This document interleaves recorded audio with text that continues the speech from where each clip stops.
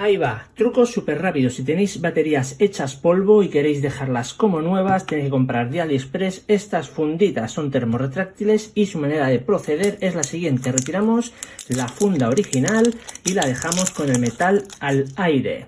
Cogemos la funda, la introducimos la batería dentro de ella y dejamos un trocito por arriba y un trocito por abajo. Y luego con un mechero calentamos